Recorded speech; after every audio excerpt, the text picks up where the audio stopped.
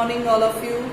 Today we are discussing the 16th chapter from Standard 8 Science syllabus. The title of the chapter is Light. Can you see me just now?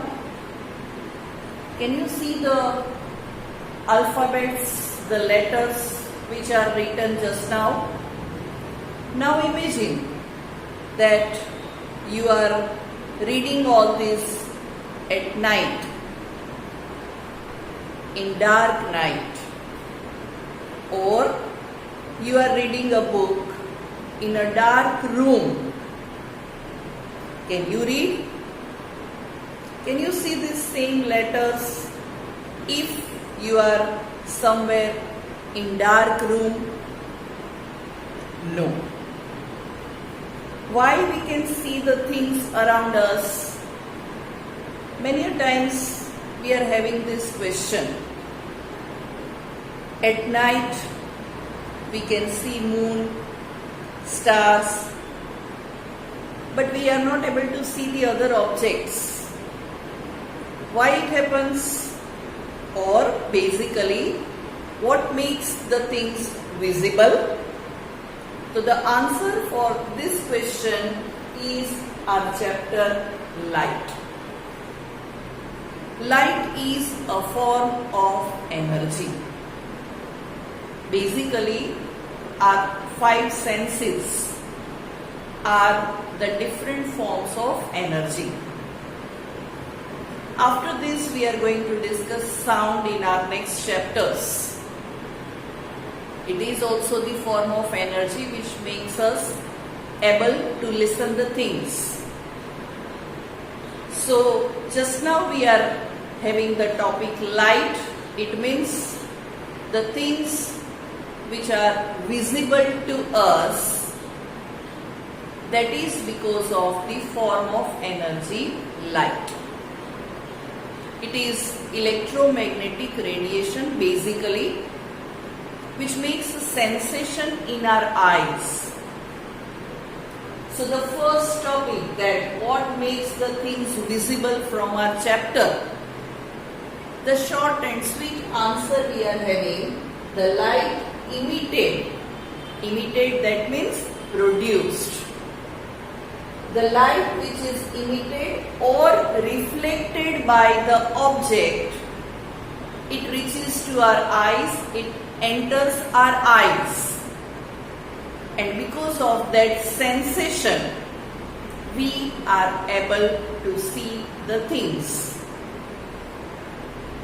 After that, the next topic in our chapter is laws of reflection of light. Beautiful activities are there related to this topic, which we will see in the next videos. Before we go for the laws, we need to understand few definitions, few terms.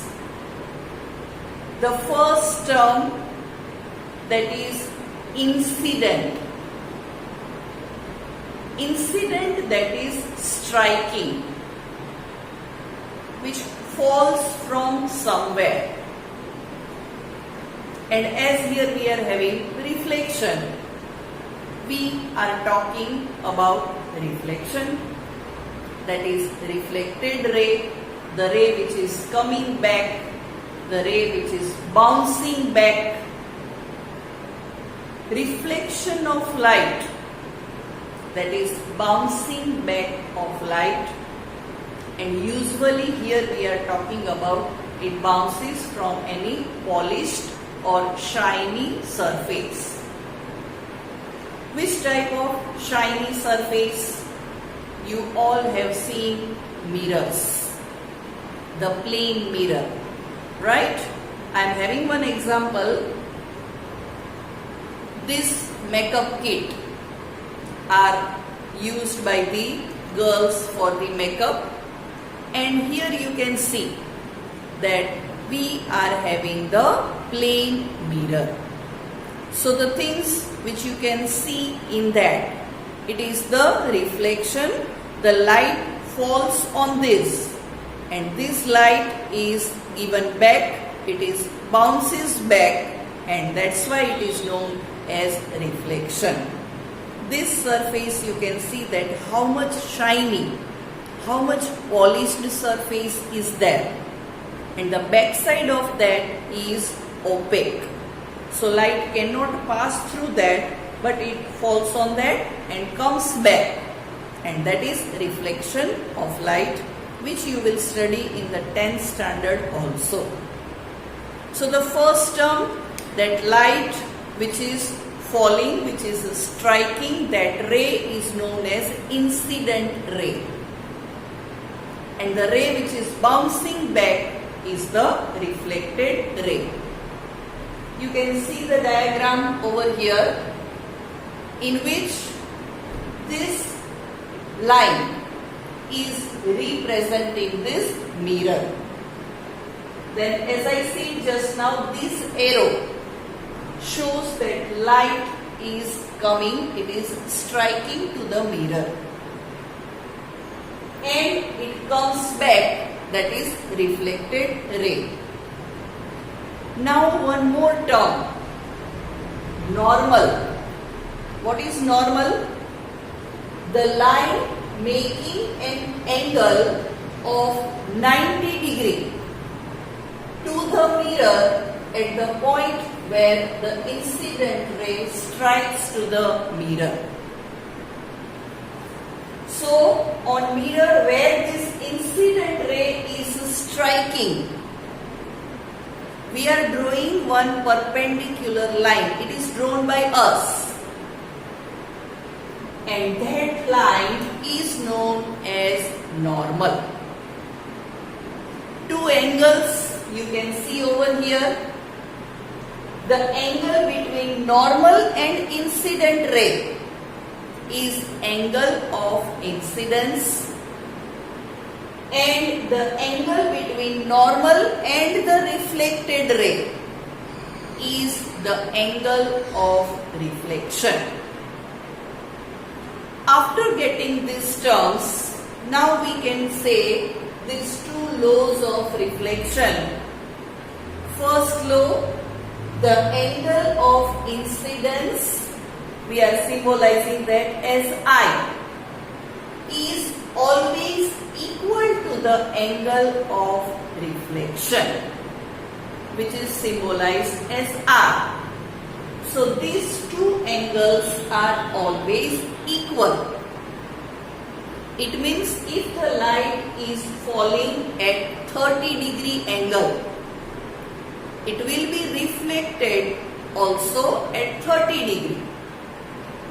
If the ray of light is incident at 25 degree, that means the angle between normal and incident ray is 25 degree. You will see the video of this activity also coming. So the angle of incidence is 25. The angle of reflection will also be 25. If angle of incidence is 60 degree, the angle of reflection will also be 60 degree. This is the first law of reflection. The second law says the incident ray, the normal and the reflected ray all lies in the same plane.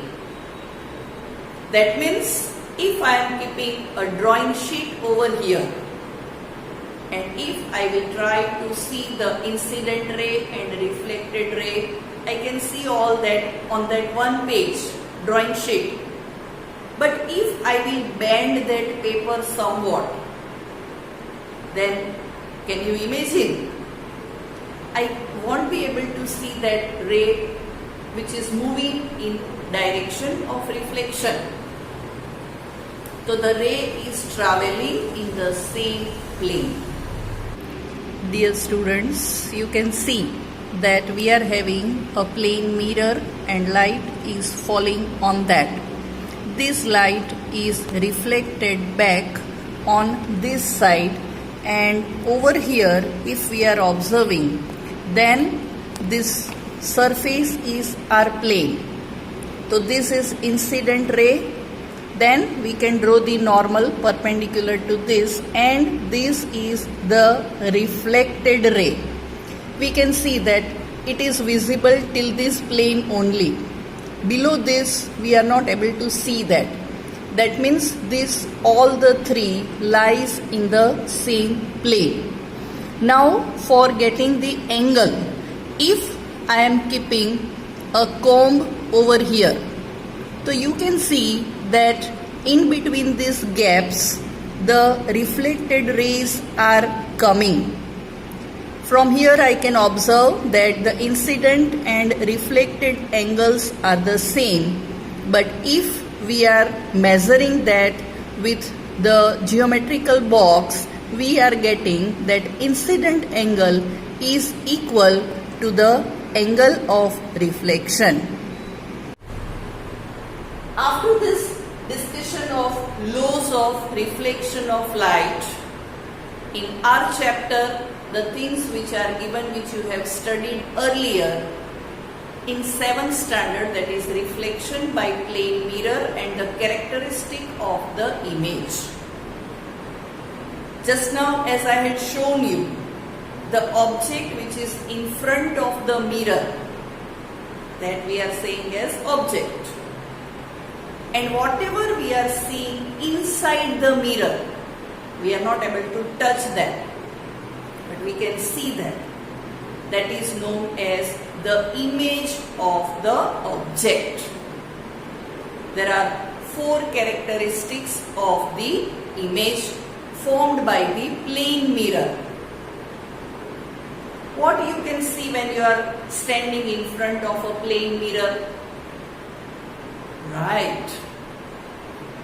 You can see yourself of same size. You can see yourself erect. That means where your head is there, in the image also your head is there only. So the first characteristic, that the size of the object and the size of the image are same. Second, the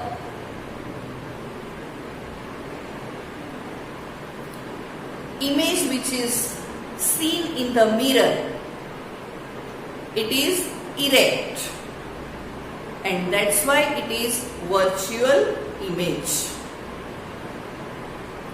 It is formed at the same distance. That means if we are going near to the mirror, we can feel that the image is also coming nearer. And if I am going backward in front of mirror, I can see that image is also going backward inside the mirror. So it is formed at the same distance.